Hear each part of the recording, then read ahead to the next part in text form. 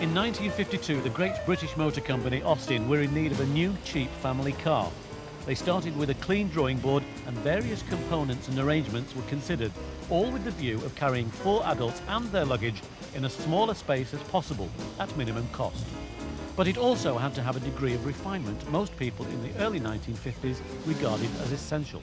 And after all that effort, they came up with this, the A30 and 35. It was to go down a storm at Earl's Court 43 years ago, but who'd be seen driving one now? The Warrel A35 Owners Club offered to show us, and they span half a century of driving experience. So Nesta, how long have you had this car? Oh, in the region of 10 years, more or less.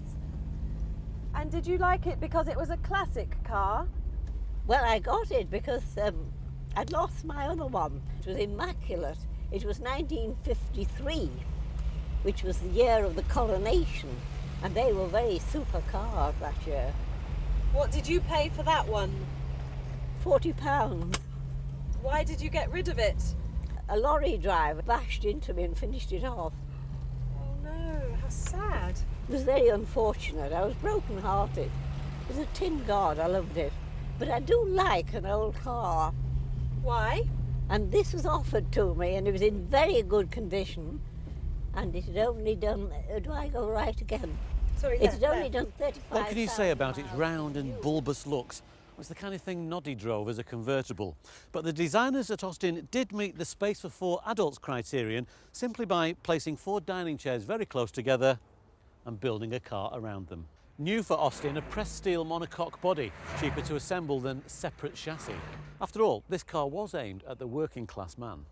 What distinguishes the A35 from the earlier A30 is the chrome surround and painted grille and a rear window you can see out of, as opposed to the A30's half-moon shape. Cute, but tricky when you're reversing.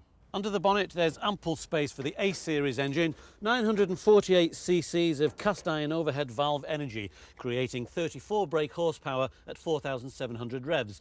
Lovely job, this new A30 of mine. It looks it. Can she go? Goes like a bomb. Little boys grow up into big ones.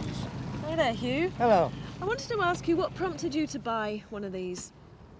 I love A35s. Uh-huh. Why a van particularly, or was it just one you saw and it was a good price? It was a very good price. It's a very useful vehicle. I can get all sorts of things in it. I can help move house, everything. So have you moved many houses in it? I mean, what do you use it for mainly? Mostly for the family.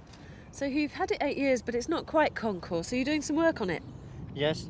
I'm going to take this wing off, which is steel, and put a fiberglass wing on. I bought a pair of fiberglass wings in Land Unknown a few years ago for £10. Well, that's a bargain. The A30's old trafficators have been replaced on the 35 with high-tech indicators. But they're not self-cancelling, so never trust a 35 driver who's indicating a turn. They may just have forgotten to turn them off. The Minimalist Dashboard is dominated by this huge speedometer which easily tells you just how slowly you are going.